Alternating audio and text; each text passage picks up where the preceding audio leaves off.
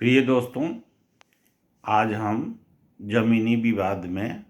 यदि प्रतिवादी ज़मीन को नुकसान पहुंचाता है, संपत्ति को नुकसान पहुंचाता है, तो उसे हम कैसे रोकेंगे, इस पर चर्चा करेंगे। वाद पत्र दाखिल करते समय जब वादी को ऐसा लगता है कि जिस ज़मीन पर विवाद है उस ज़मीन को प्रतिवादी द्वारा नुकसान पहुंचाया जा रहा है, तो सीपीसी की धारा 39 ऑर्डर 39 रूल 1-2 के तहत इंजंक्शन का पिटीशन फाइल करने का अधिकार है और उसी इंजंक्शन के पिटीशन पर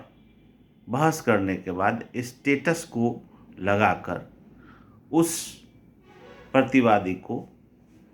शो कॉज नोटिस किया जाता है। अब पिटीशन तैयार कैसे किया जाता है, इस पर थोड़ी सी चर्चा हम लोग कर लें। जब भी हम इंजंक्शन पिटीशन लिखते हैं तो उसके फर्स्ट पैराग्राफ में टाइटल संबंधी बात को अपनी उठाते हैं। उसके बाद से उससे हमको क्या क्षति हो रही है प्रतिवादी से, इस बात का जिक्र करते हैं। उसमें हमको आर्थिक नुकसान कितना होता है, इस बात को भी दर्शाना होता है। बैलेंस ऑफ कन्वीनियंस की बात उठानी पड़ती है और इन सारी बातों को उठाने के बाद कोर्ट से निवेदन किया जाता है कि किसी भी परिस्थिति में जब तक ये सूट चल रहा है तब तक प्रतिवादी न इस ज़मीन को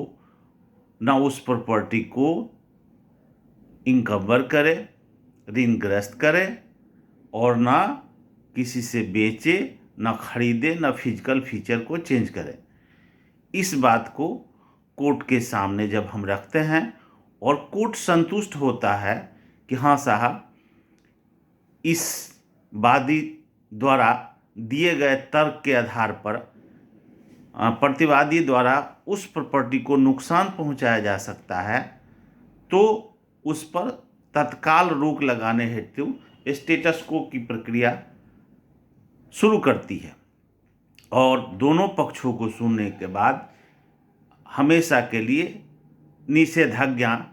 लागू कर देती है, जो till the disposal of the suit होता है। इसके अलावा कोर्ट को ऐसा लगता है कि कहीं वादी द्वारा मिथ्या वचन तो नहीं किया गया है, तो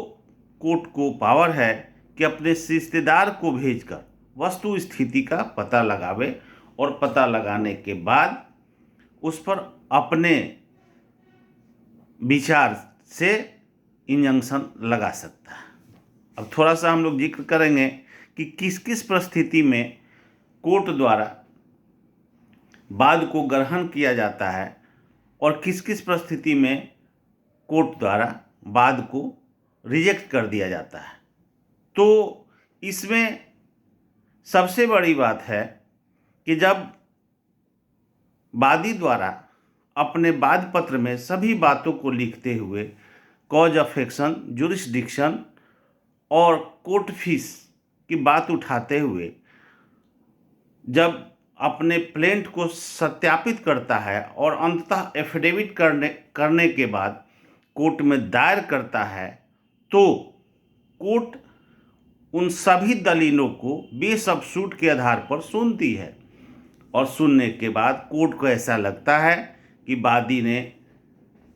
वाद पत्र में दायर सभी बातों को और कानूनतः सभी शर्तों को पूरा कर लिया है, तो उसे ग्रहण करती है और इस ग्रहण करने की प्रतिक्रिया स्वरूप प्रतिवादी को समन करने का आदेश पारित करती है। अगर ये ऑर्डर 7 रूल 11 के तहत केस को नामंजूर करने की क्षमता है। कोर्ट को ऐसा लगता है कि ये बात ग्रहण योग्य नहीं है, तो धारा आदेश 7 और सब रूल 11 के तहत उस वाद को निरस्त कर सकता है। परंतु यदि कोर्ट को लगता है कि नहीं साहब, वादी ने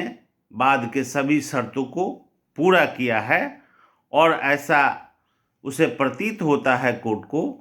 कि ये वाद चलने लायक है, तो ऑर्डर 7 रूल 9 के तहत उस वाद की मान्यता देता है, एडमिट करता है और प्रतिवादियों को समन करने का आदेश देता है। इस तरह जब वाद का ग्रहण हो जाता है, केस एडमिट हो जाता है, तो प्रतिवादी को समन की प्रक्रिया शुरू होती है और उसी समय इंजंक्शन का भी नोटिस, शो कॉज नोटिस उसी वाद के साथ प्रतिवादी को प्रेषित किया जाता है। अंततः दोनों पक्षों को सुनने के बाद कोर्ट यह निर्णय लेता है कि इस ज़मीन पर, जो विवादित ज़मीन है, उस पर निषेधाज्ञा लगाया जाए या नहीं लगाया जाए। जब उस कोर्ट को लगता है कि ना साहब, इस ज़मीन को प्रतिवादी द्वारा नुकसान पहुंचाया जा रहा है, तो कोर्ट ऐसा आदेश देती है कि जब तक न्यायालय में इस ज़मीन से संबंधित वाद चलता रहेगा, तब तक किसी भी परिस्थिति में प्रतिवादी द्वारा उस ज़मीन को नुकसान नहीं पहुंचाया जाए। इसे हम इंजंक्शन पिटीशन के तहत अपनी बात को कोर्ट से कहकर और ज़मीन पर इंजंक्शन लगवाते हैं। आज इतना ही, फिर अगले एपिसोड में हम आपसे मिलेंगे और आपसे बहुत सी कानून की रोचक बातें बताएंगे। हमें आशा है हमारे इस बात से आप लोगों को जानकारी प्राप्त होती होगी और आप लोगों से हम आग्रह करते हैं कि हमें सपोर्ट करें, ताकि हम आपको कानून की जानकारी, सिविल वाद की जानकारी आप लोगों को अच्छे तरह से दे सकें। धन्यवाद।